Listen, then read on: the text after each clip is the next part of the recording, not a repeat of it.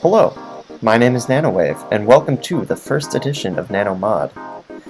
This mod isn't really any sort of specific theming, it's just me adding a bunch of stuff that I would like to see in the game. Starting with a planter box, which is crafted with 6 wooden slabs and 3 blocks of dirt, and it will give you 3 planter boxes. Planter boxes are pretty cool. You can put pretty much any kind of plant in them, including netherwort and sugarcane, and they will sustain and grow, including crops that are growable, like wheat. However, crops that grow usually in farmland, they take a little bit longer than they do in moisturized soil to grow in planter boxes. Next up we have ornate stone bricks. So ornate stone bricks are just an additional block that works with the stone brick family that has lapis in it. And it acts the same as bookshelves, so when you put it around an enchanting table, you get a full level 30 enchant, if you of course have all of the bricks necessary, all 15. And there's also a deep slate variant, which is made with deep slate bricks. Speaking of enchantments, we also have a new enchantment. This enchantment is called Reclaiming. It works on anything that has durability except for shields.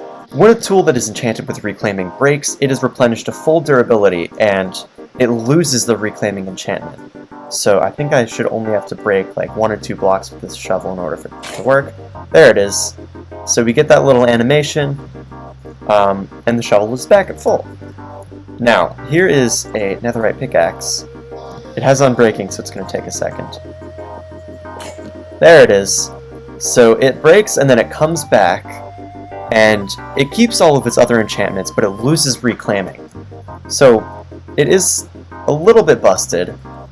You can get it through enchanting tables and villagers, but I decided to keep it that way because you would have to keep reapplying the same enchantment over and over again to the same tool, and then you would eventually run out of available levels. It would say that it's too expensive if you keep doing that. So it's not a catch-all. You do have to be careful when breaking tools still. Anyway, next up we have hollow logs. So hollow logs are crafted just by putting a regular old log in a stone cutter. Simple 1-to-1 conversion. And it exists for every wood type in 1.18.2, because that is what version this mod is for. And it can be waterlogged. It's also large enough for the player to fit through, so you can make some pretty cool pipes with that. Mushrooms can also live on it in full light, which is pretty cool. And in the world, you will see these structures generate, which are these hollow logs with mushrooms and moss and vines on them, and a new block called shelf fungus. And these will generate in biomes that have oak, birch, spruce, and jungle trees. No acacia or dark oak, because they would be a little bit too big and awkward.